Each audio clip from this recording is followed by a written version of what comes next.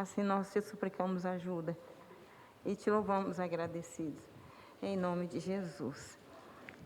João, capítulo 16, verso 7. Não é isso? João, capítulo 16, verso 7. Glória a Deus. É Atos.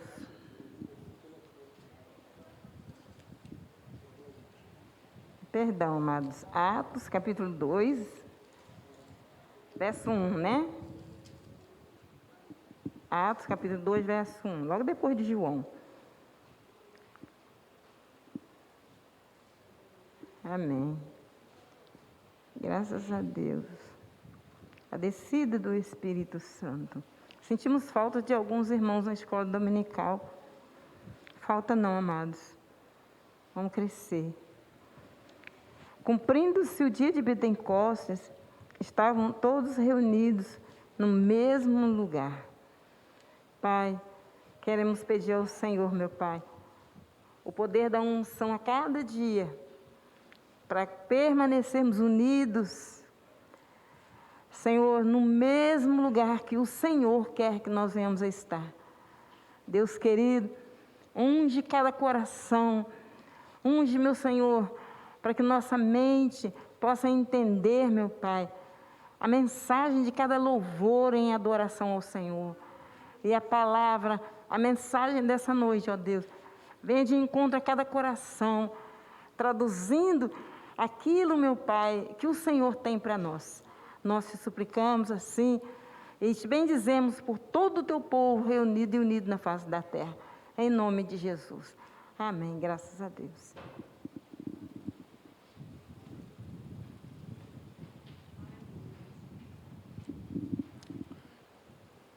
Amém, louvado seja Deus. Quero agradecer mais uma vez a Deus, porque Ele nos concedeu essa oportunidade, mais uma vez, de estar aqui na presença do Senhor. E também quero agradecer a Deus pela vida daqueles que nos acompanham também, que Deus seja louvado na vida de cada um dos nossos irmãos, que continue com essa busca. Sabemos que a volta de Cristo está próxima, e se a gente permanecer, a gente vai ter um lugar reservado para nossas vidas. Amém, louvado seja Deus. Reflexo da glória, oportunidade.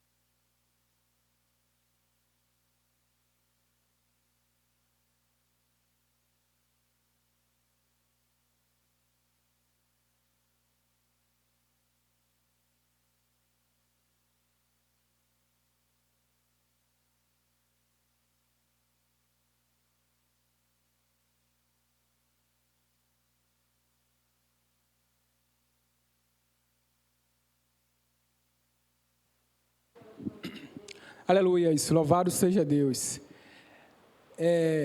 Vou contar aqui uma passaginha que eu estava lendo no livro aqui, só para reflexão dos irmãos aqui, para que a gente venha trazer para nossas vidas. 2 minutinhos.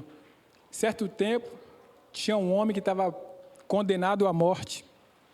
Aleluia, isso, louvado seja Deus. E este homem, ele, bem triste, ele escreve uma carta para o rei, e o rei se comove com essa carta, né? E no decorrer dessa carta que ele escreve para o rei lê a carta desse homem e vai até esse homem. Só que esse rei, ele se direciona a esse homem de uma forma, ele veste uma roupa bem simples, pega uma Bíblia, pega a sua carta, coloca dentro da Bíblia e vai até o cárcere para ir em direção a esse homem que está condenado à morte. Aí, quando o rei chega até este homem rejeita aquele rei. Sai para lá que eu não gosto de crente, sai para lá que eu não quero saber de nada.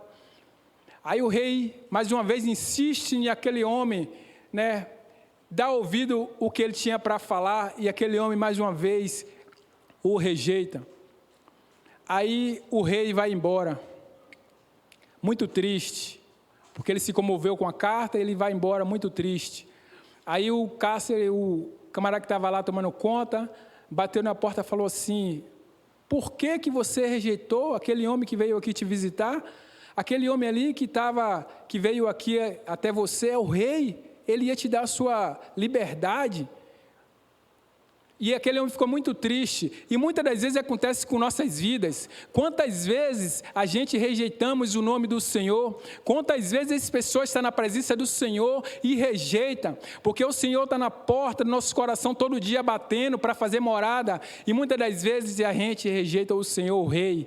Louvado seja Deus, que essa palavra, que essa reflexão venha, né, trazer para nossas vidas entendimento, que todo dia o Rei está nas nossas portas, nos nossos corações, batendo. Amém? Louvado seja Deus. Pastor Daniel, trazendo a palavra. Louvado seja Deus.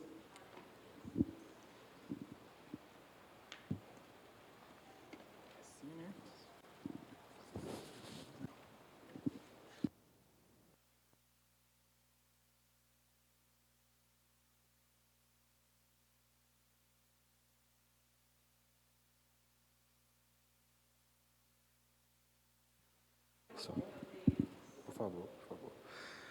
Amém. Louvado seja Deus. Eu cumprimento a todos com a graça e a paz. Amém? Amém. Glória a Deus. Eu conheço essa história que o diácono Denival contou um pouquinho diferente. Quando o rei traz a carta de alforria, os irmãos podem se assentar. Quando o rei traz a carta de alforria, ele traz dentro de uma Bíblia. E aí o preso fala assim: eu não quero saber de Bíblia, não. Ele falou: não, mas aqui dentro tem um negócio que é muito bom para você, que é muito importante para você. E aí o preso retorna assim: não quero saber se é bom para mim, eu não estou afim disso, pode levar embora com você.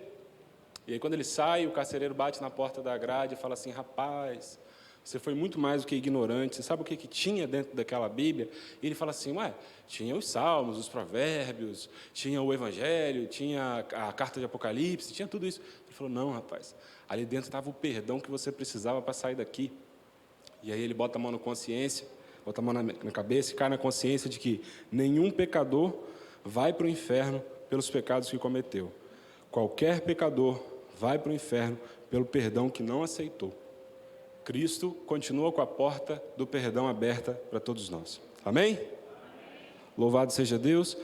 Vamos abrir as nossas Bíblias em Atos capítulo 2. Agora sim eu peço àqueles que podem que se coloquem de pé.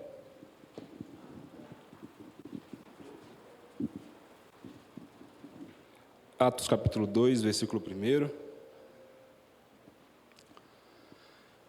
Quero também pedir aos irmãos que depois que nós fizermos essas leituras, os irmãos não fechem a Bíblia. Eu vou passar algumas outras referências para os irmãos, para que nós possamos assim melhor desfrutar da palavra de Deus.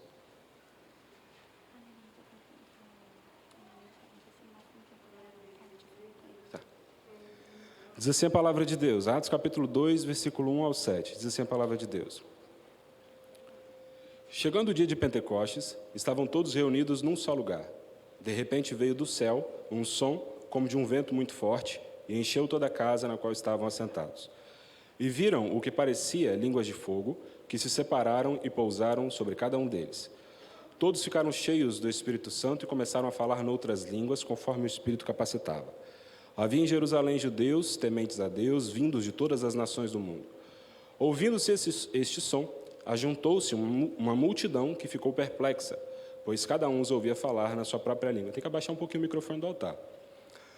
Atônitos e maravilhados, eles perguntavam: acaso não são galileus todos esses homens que estão falando? Podeis tomar o vosso assento. Bom, nós estamos no trimestre onde nós temos aprendido sobre o verdadeiro pentecostalismo, e falar sobre o verdadeiro pentecostalismo é deixar pressuposto que existe um movimento pentecostal que nós, como pentecostais, não reconhecemos como verdadeiro, e nós não reconhecemos como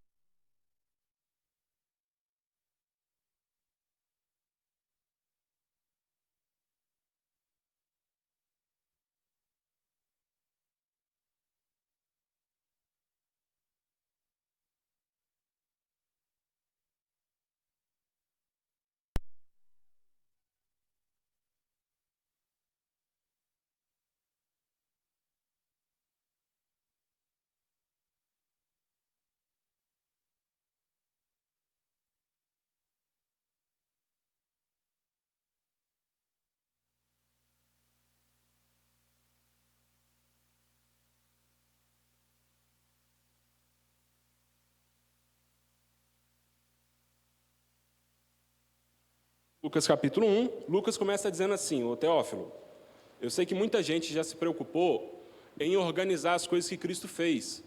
Mas no meu evangelho eu não só organizei essas coisas pelo que eu ouvi dos demais, como eu também peguei cada fato, examinei, procurei, comprovei e fui escrevendo eles de maneira ordenada. Lucas escreve isso a um homem que ele chama de excelentíssimo Teófilo. Quando você vai para Atos, capítulo 1, já no versículo 1, ele diz assim: em meu livro anterior, Teófilo, escrevi a respeito de tudo o que Jesus começou a fazer e a ensinar, até o dia em que foi elevado aos céus, e depois de ter dado instruções por meio do Espírito Santo aos apóstolos que havia escolhido, depois do seu sofrimento, Jesus apresentou-se a eles, ou seja, depois da cruz, e deu-lhes muitas provas indiscutíveis de que estava vivo. Apareceu-lhes por um período de 40 dias, falando-lhe acerca do reino de Deus, e em certa ocasião, enquanto comia com eles, deu-lhes essa ordem: não saiam de Jerusalém, mas esperem pela promessa de meu Pai, da qual lhes falei. Essa promessa que ele fala é a descida do Espírito Santo que revestiria os irmãos. Então, por que quando a gente olha para Atos, a gente tem uma visão de batismo no Espírito Santo, diferente de quando Paulo fala, por exemplo, do batismo no Espírito Santo, ou principalmente dos dons? Porque quando a gente olha para Atos, a primeira manifestação do batismo no Espírito Santo é o dom de línguas. Quando a gente olha para Corinto, Paulo coloca o dom de línguas como o último. Por que existe essa diferença? A primeira é porque os autores são diferentes. É muito interessante que, se você quiser, o livro de Atos tem 28 capítulos. Se você começar a ler hoje, você lê 4 capítulos por dia, no domingo que vem você termina de ler o livro de Atos. Agora, se você quiser se aprofundar ainda mais, leia o Evangelho de Lucas, pula o Evangelho de João e emenda com o livro de Atos. Por quê? Inicialmente, Lucas e Atos eram uma obra só. É igual a primeira e a segunda carta de Paulo aos Coríntios, seria como se fosse a primeira e a segunda carta de Lucas. O primeiro, o Evangelho, segundo Lucas, que era um médico, e o segundo, os relatos de Lucas, o relato dos apóstolos de Lucas. Esse livro, Atos dos Apóstolos, até no ano 150 depois de Cristo, pouquinho depois que a igreja começou a se estruturar e organizar o livro, esse livro, Atos dos Apóstolos, ia ter o nome Memorial de Lucas, ou Memorando de Lucas, porque ele é feito com base nas pesquisas e nas memórias que Lucas escreveu. Por que logo Lucas? Embora Lucas não fosse judeu e muito menos tivesse sido um dos apóstolos, ele teve uma experiência muito grande com Paulo e com Pedro. Por isso que ele fala assim: Teófilo, olha, eu escrevi de maneira muito ordenada tudo aquilo que eu ouvi, que eu aprendi, porque eu pude comprovar. E aí ele vem trazendo um relato do Espírito Santo. A diferença, além dos autores, ela vai se manifestar por um outro aspecto. A primeira coisa que a gente precisa entender é: o batismo no Espírito Santo ainda hoje é real, você vai entender isso daqui a pouco. A diferença de quando você olha para a descida do Espírito Santo e quando você olha para o pessoal manifestando os dons do Espírito em Corinto, primeiro é a percepção de que em Atos é um autor que está registrando e é o cumprimento de uma profecia. Em Corinto é parte da minha e da sua vida comum, a manifestação dos dons espirituais. Então vamos lá. Quando Atos, capítulo 1, fala assim: em meu livro anterior, Teófilo, escrevi a respeito de tudo que Jesus começou a ensinar. E ele termina dizendo, ele termina trazendo as palavras de Cristo, que disse aos discípulos, quando explicou assim: não saiam de Jerusalém, mas esperem pela promessa do meu Pai, da qual lhes falei, que era o batismo no Espírito Santo. Outra coisa que facilita a gente entender o porquê que tanto Lucas quanto Atos foram do mesmo autor, além dele trazer essa memória que já alguma coisa havia sido escrito antes, além dele trazer essa memória dos mesmos relatos que estão no Evangelho de Lucas, ele traz de novo ali para os acontecimentos que precederam a descida do Espírito Santo, tem também o sinônimo das palavras. Por quê? Paulo era médico. E o fato de Paulo ser médico fazia com que ele tivesse uma maneira de se expressar diferente. As palavras eram mais polidas, sabe? Em vez dele falar assim, Lucas, você está com fome? Em vez dele falar assim, ele respondia assim, tê-lo-ei fome nesse momento. Ele era rebuscado na forma de falar. Isso é muito parecido nos dois livros, tanto no de Lucas quanto no de João. Então, quando você lê Lucas, você vê Jesus falando o que vai acontecer. Quando você lê Atos, você lê aquilo que Jesus acabou de dizer que ia acontecer, acontecendo, depois de um pequeno período de aparições. Então, eles são revestidos com o cumprimento de uma promessa. A primeira diferença é essa. Quando nós olhamos para Atos, capítulo 1, do verso 1 ao 7, se você tiver com a sua Bíblia aí, abre agora capítulo 1 de Atos, versículo 7 e 8, perdão. Atos 1, 7 e 8. Diz assim,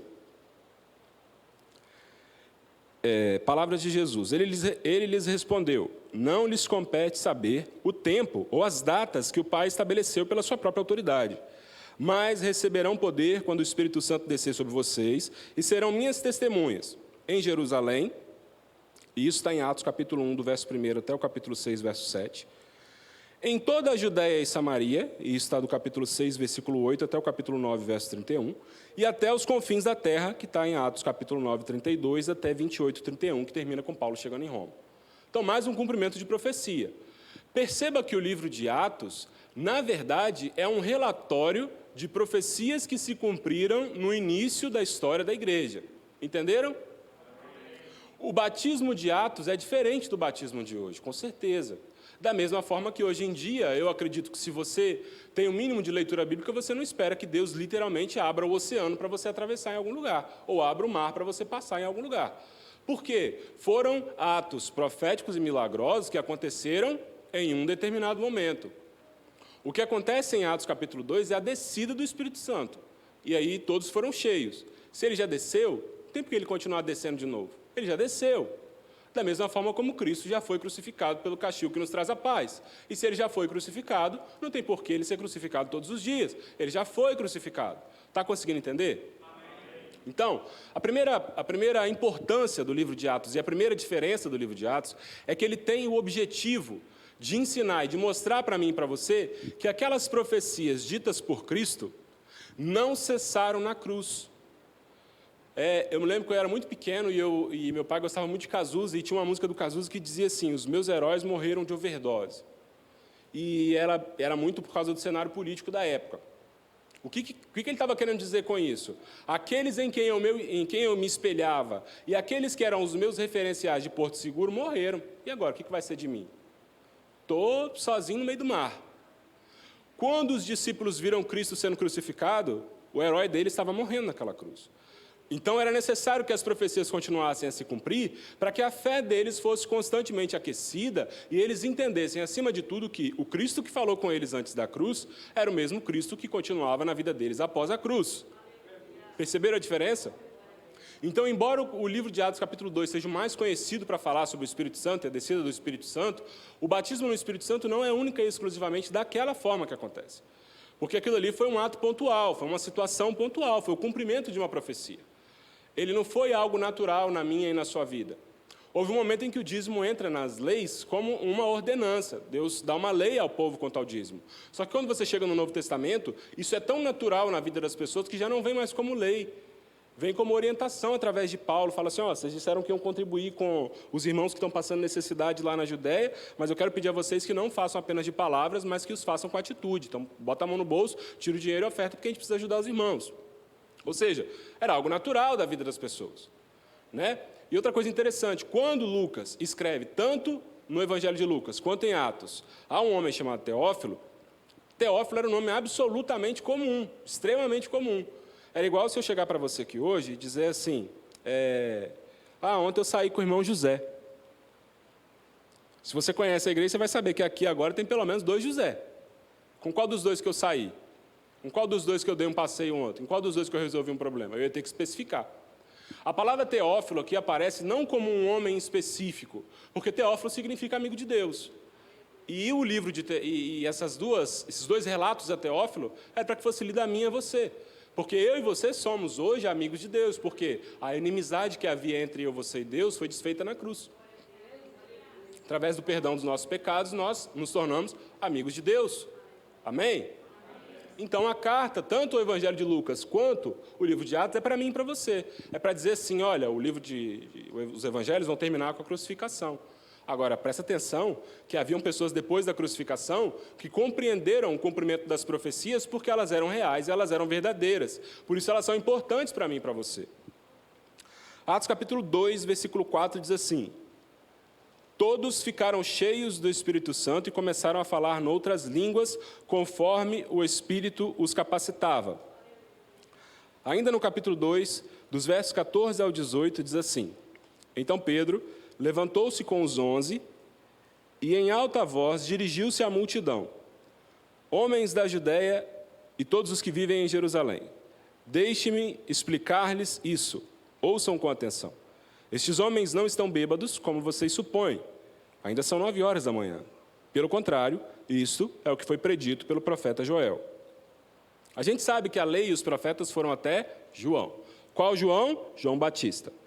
Mas como que aqui Cristo fala, como que aqui Pedro fala que está acontecendo uma coisa que foi dito pelo profeta João? Porque a lei e os profetas, de fato, vão até João. Mas as profecias continuam se cumprindo até hoje. Uma das profecias é que nós teríamos a liberdade de estarmos aqui dentro e ouvirmos a palavra de Deus e ouvirmos a palavra de um Cristo que transforma. Transforma os casamentos, transforma a vida financeira, os trabalhos, transforma o ambiente familiar, transforma o ambiente de estudo, mas que, acima de tudo, abriu para mim e para você uma porta de salvação, sendo o sacrifício perfeito. Então, quando o Espírito Santo desce, as pessoas... E era a festa de Pentecoste, a gente do mundo inteiro ali naquele lugar participando da festa, as pessoas começam a olhar e dizer, sim, esse pessoal está todo bêbado, está tudo bêbado. Os que diziam que estavam todos bêbados eram aqueles que não compartilhavam de outros idiomas. Aqueles que eles chamavam de helenistas, que eram pessoas que falavam vários idiomas, eles começaram a prestar atenção e entender que no meio daquele barulho, na verdade, eles não estavam falando coisas sem nexo, eles estavam falando coisas em idiomas específicos. É como se nós tivéssemos aqui hoje um japonês e um norte-americano, alguém dos Estados Unidos, e uma pessoa começasse a falar em línguas, e tanto aquela pessoa que é do Japão quanto aquela pessoa que é dos Estados Unidos entendessem o que está sendo pregado em seu idioma natural. Entenderam? Isso não é o que acontece em Corinto. Por que não é o que acontece em Corinto? Porque o que acontece em Corinto é o Espírito Santo como eu e você temos hoje, como eu e você falamos hoje. Então, quando as pessoas, alguns que não conheciam outros idiomas, começam a olhar para aquelas pessoas e dizer que eles estavam bêbados, alguns que tinham conhecimento um pouco acima disseram assim, não, eles não estão bêbados. Tem um negócio muito estranho acontecendo aqui. Porque eles são todos homens pobres, sem instrução, sem ensinamento, sem educação acadêmica, e estão falando no meu idioma natural. Ninguém aqui conhece o meu idioma natural. Como é que ele está falando isso aí? Por que ele está falando isso? E outra, ele não só está falando no meu idioma natural, como eu consigo compreender e sei que eles estão falando das grandezas de Deus.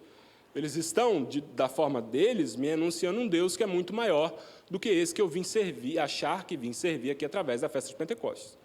Perceberam? Surgem aí algumas hipóteses e algumas situações para esse primeiro batismo no Espírito Santo. A primeira hipótese, e aí eu vou compartilhar as três, assim, que são as que têm um pouco mais de fundamento, e aí explico para os irmãos a que eu mais acredito, e aí depois você, com os seus estudos, chega naquela que você mais acredita. A primeira interpretação que as pessoas tinham do que estava acontecendo é que se nós tivéssemos aqui Joãozinho na frente, Joãozinho começaria, depois de ter sido batizado pelo Espírito Santo, a falar em línguas estranhas. E aí aconteceriam 2 milagres. O primeiro milagre dele falar em línguas. E o segundo milagre aconteceria no seu ouvido, que você conseguiria entender aquilo que ele está falando no seu idioma natural. Essa é a primeira crença que as pessoas têm. Nessa crença, aquele que fala não entende o que fala, igual hoje as pessoas que são batizadas no Espírito Santo. Mas aqueles que ouvem, a interpretam e entendem porque são idiomas naturais e humanos. Amém? A segunda hipótese está ligada à primeira. A primeira diz que, se tem aqui um japonês e um americano, uma só pessoa falando, os dois entendem.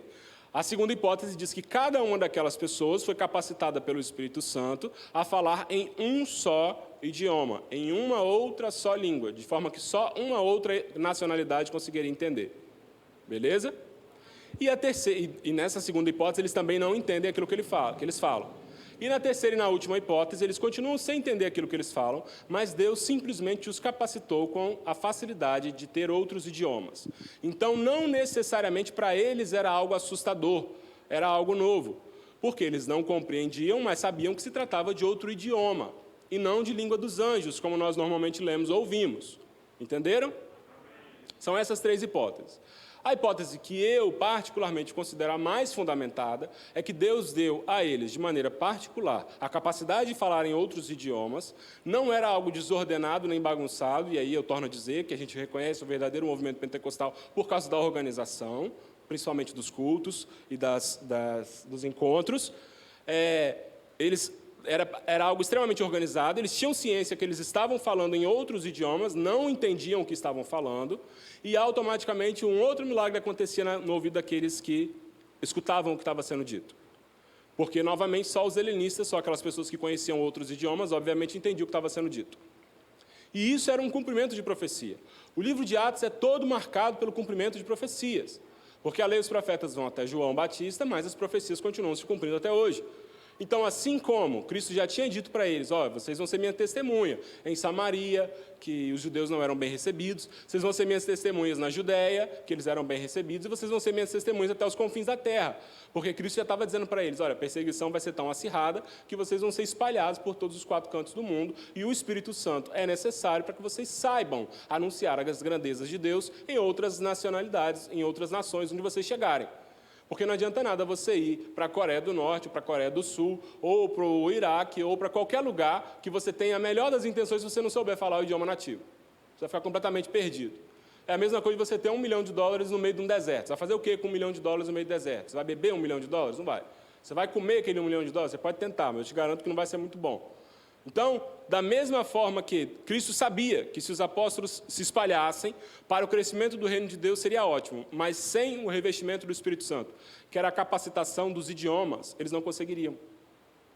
Então, quando você olha para Atos 2, entenda que ali é o cumprimento de uma profecia, não é simplesmente narrando a vida espiritual do crente.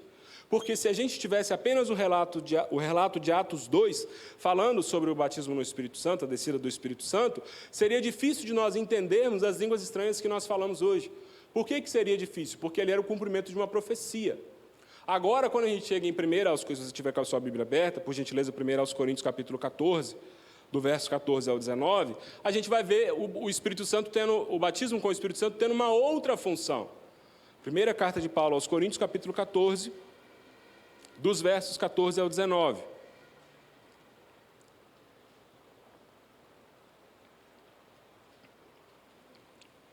Diz assim a palavra de Deus.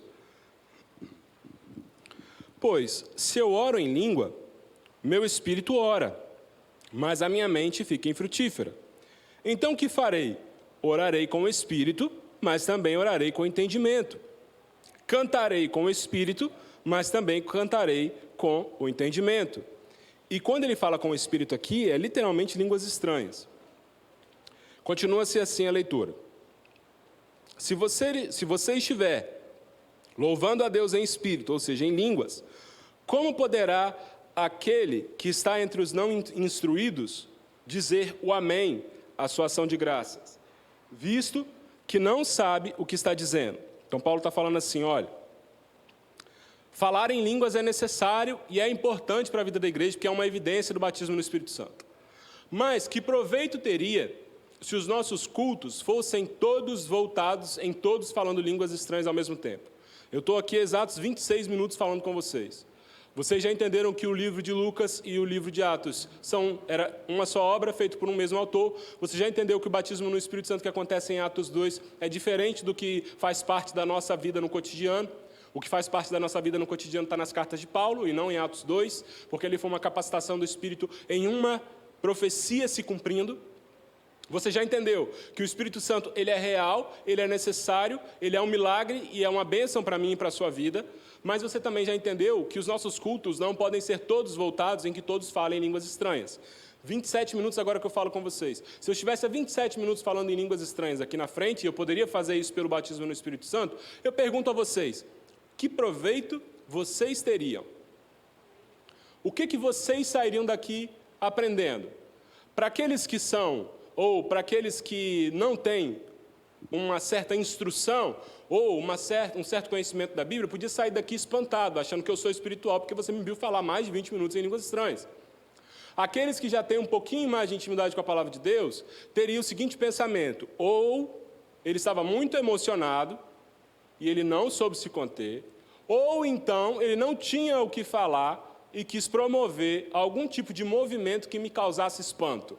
Eis aí o segundo problema dos falsos pentecostalismos que nós temos hoje. Igrejas voltadas ao movimento, ao barulho, ao causar impressão, ao causar admiração. O Espírito Santo nunca foi para isso. O Espírito Santo, como cumprimento de profecia, foi para salvar a humanidade.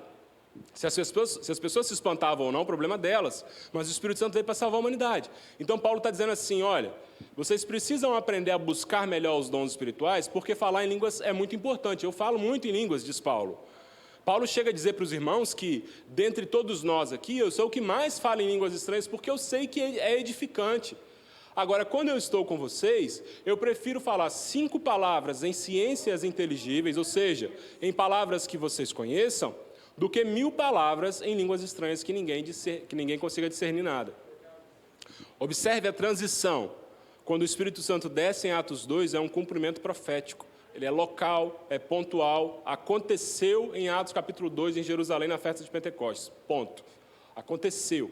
Agora, o que acontece na minha e na sua vida é que esse Espírito Santo que já desceu, ele nos enche, ele nos completa, ele nos capacita, e isso nos instiga a promover a edificação pessoal através das línguas estranhas. Porque Paulo ensina para os irmãos de Corinto que aquele que fala em línguas estranhas edifica-se a si mesmo e não ao outro.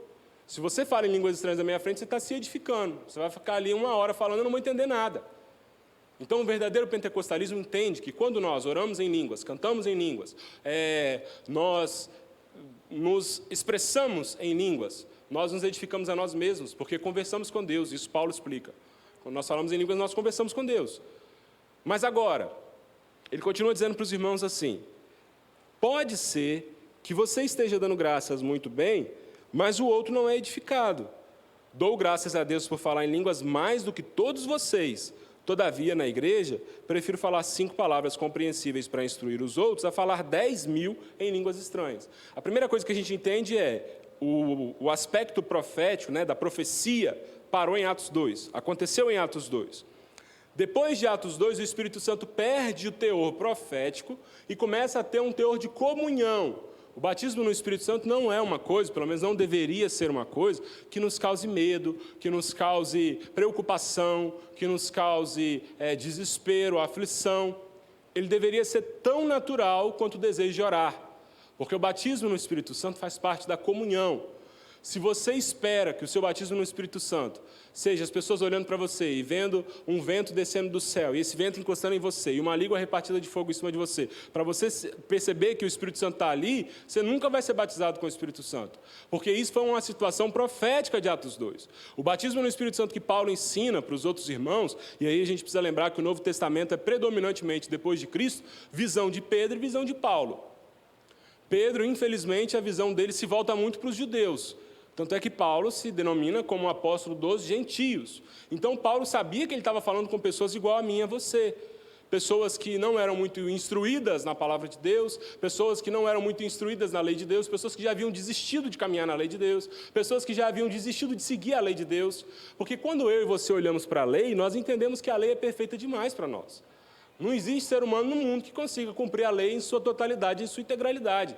Duvida? Olha para o Código de Trânsito de Leis do Brasil. Ele diz que você tem que andar a 60 em algumas vias onde não tem fiscalização, onde não tem policiamento, onde não tem nenhum tipo de infraestrutura para você. E você corre mais risco andando a 60 do que tendo que infringir esse princípio que o próprio Código de Leis te dá.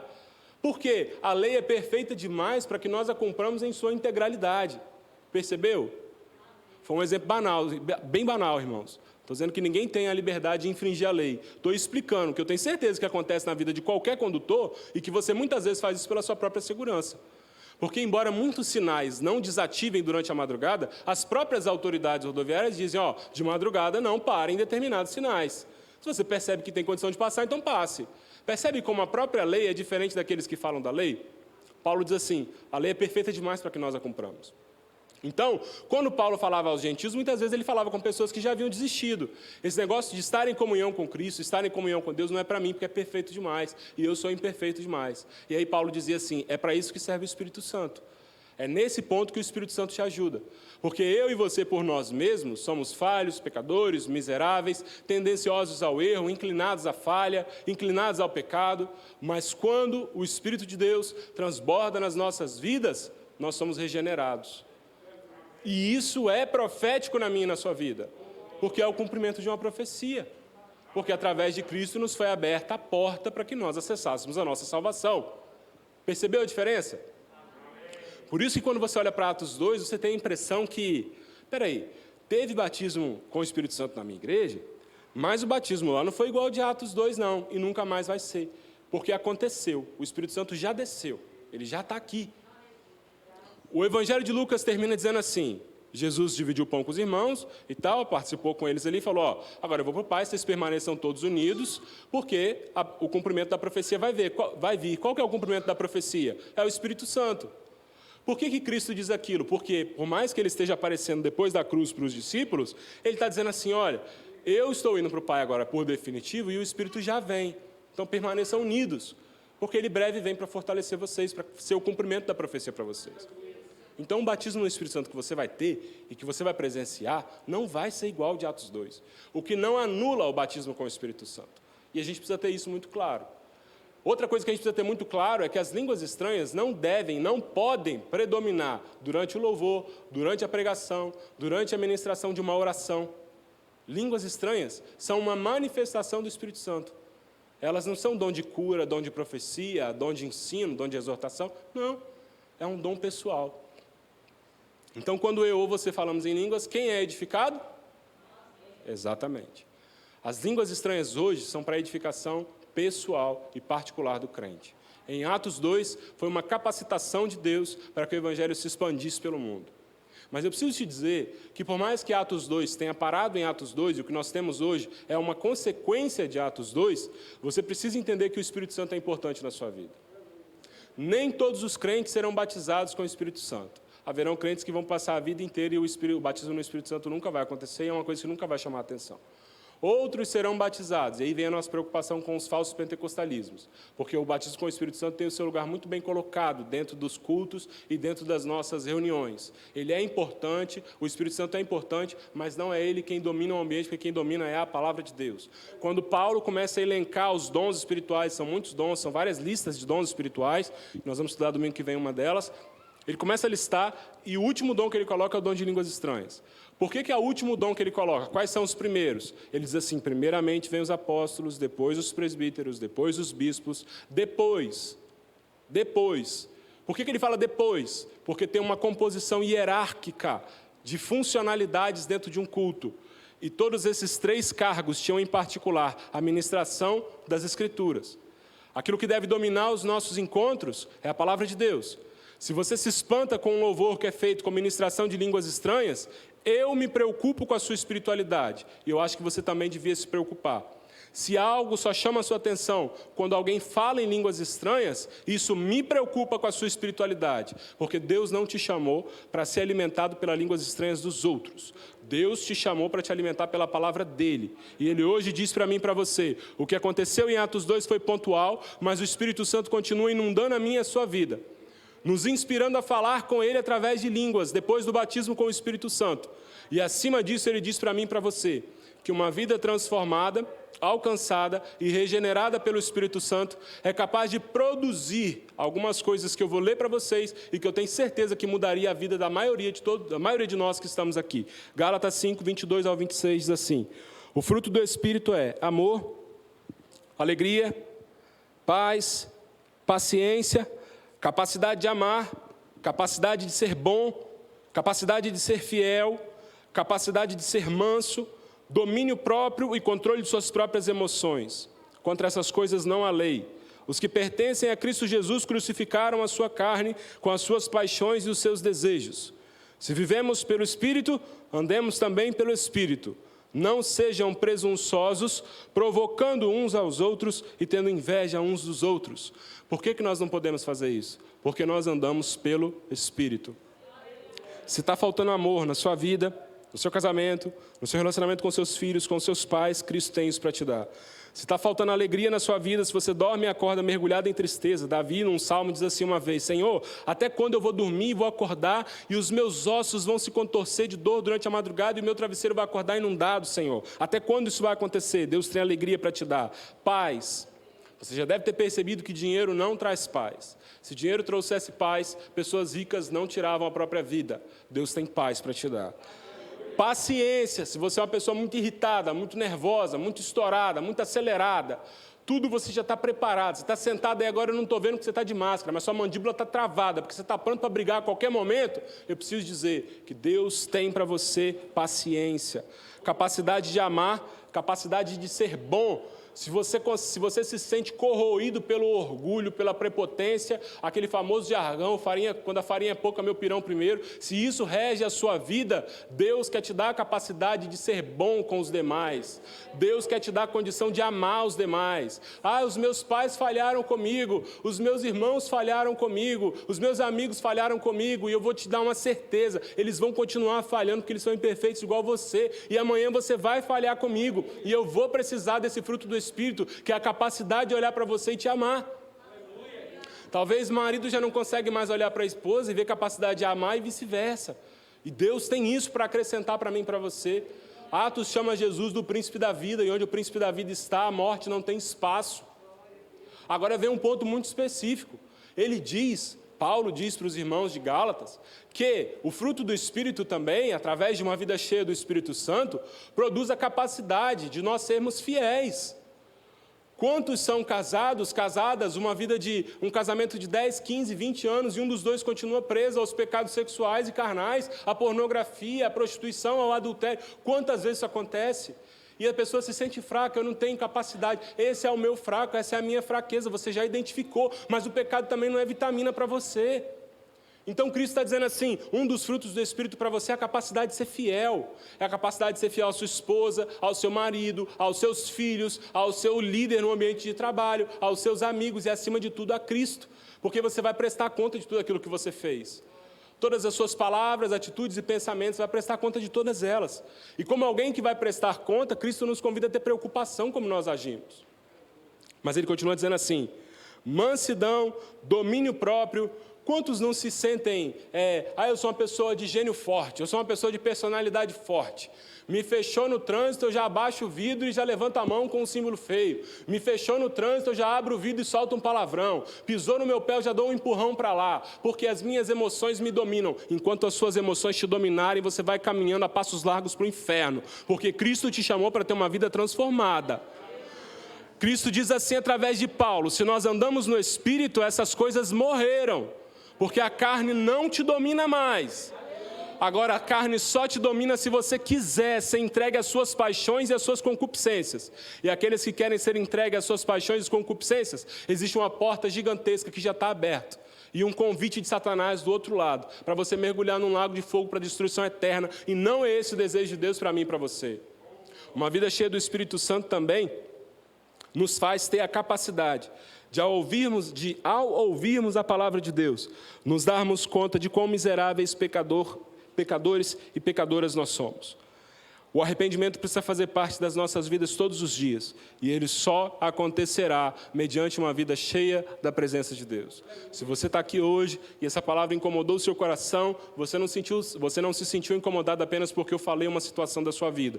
Você se sentiu incomodado porque o Espírito Santo é aquele que tem prazer de ter comunhão comigo e com você, e ele quer te conceder esses frutos do Espírito que você não vai encontrar no mundo. Os frutos do Espírito nós só encontramos diante da palavra de Deus. Amém? Vamos nos colocar de pé e vamos falar com Deus. Quero avisar os irmãos também, terça-feira nós temos culto de oração, quinta-feira, 19h30, nós temos culto da família, e essa passagem vai continuar sendo estudada no decorrer da semana. E eu torno a dizer para os irmãos que desejarem ler um livro da Bíblia inteiro, Atos tem 28 capítulos, dá 4 por dia. Começa hoje antes de dormir, substitui o celular, substitui a televisão, substitui a conversa com o amigo, com o irmão, com o pai, com a mãe, por 4 capítulos de Atos. No final da semana que vem você já vai ter lido um livro inteiro. Eu tenho certeza que vai ser de muita edificação para a sua vida. Você perceber como que as profecias de Deus se cumpriram dentro daquele livro, para que eu e você hoje pudéssemos estar aqui e ter a oportunidade de nos rendermos a Ele. Amém? Amado Deus e eterno Pai, Senhor, nós te louvamos e te adoramos porque o Senhor tem se dado a conhecer a cada um de nós. Nós agradecemos ao Senhor, ó Deus, porque no início o teu Espírito pairava sobre a face das águas, depois esse mesmo Espírito nos foi soprado como fôlego de vida. Nós te louvamos, ó Deus, porque esse mesmo Espírito deu valentia aos patriarcas. Nós te louvamos, ó Deus, porque esse mesmo Espírito deu sabedoria aos seus filhos e às suas filhas quando necessitaram. Nós te louvamos porque o teu Espírito Santo, ó Deus, era a nuvem que protegia o povo do calor do dia e era a coluna de fogo que os protegia do frio durante a noite. Nós te louvamos porque o teu Espírito Santo era aquele que não permitia que, ao passar dos anos, os calçados se desgastassem, as roupas se gastassem e que as enfermidades entrassem no meio do teu povo. Nós te louvamos porque o teu Espírito é aquele que inspirou a reis, profetas, juízes, sacerdotes ao favor do teu povo. Nós te louvamos porque enquanto o Senhor esteve, ó Pai, em carne na face dessa terra e se fez homem, o Senhor levou sobre si os nossos pecados e as nossas transgressões, e nós só conseguimos crer e confiar nessa palavra através do teu Espírito. Senhor, nós te louvamos e nós te adoramos, porque através do que aconteceu em Atos 2, hoje nós temos a liberdade de falar contigo em línguas estranhas, como sinal do nosso batismo no Espírito Santo e como sinal de que outros frutos do Espírito virão através da nossa comunhão. Em nome de Jesus, Senhor, que essa palavra não se perca dos corações, que essa palavra não se perca de cada um daqueles que aqui estão, que ela não pereça amanhã quando os teus filhos e filhas acordarem, mas que elas possam continuar a frutificar. Em nome de Jesus, Senhor, ensina-nos a ter fome e sede da Tua palavra, ensina-nos a sermos sensíveis ao Teu Espírito Santo e ensina-nos a apresentarmos ao Teu Espírito as nossas fraquezas e as nossas debilidades, porque o Senhor o concedeu a nós para que fôssemos assim capacitados para a grande obra que é a salvação das nossas almas. Senhor, ministra aos nossos corações as Tuas verdades. Em nome e por amor de Cristo Jesus. Amém e amém, Jesus. Que o grande amor de Deus, a paz e a comunhão do Espírito Santo seja hoje e sempre com aqueles que amam e aguardam a volta do Senhor Jesus. Amém e amém, Jesus. Que Deus abençoe a todos.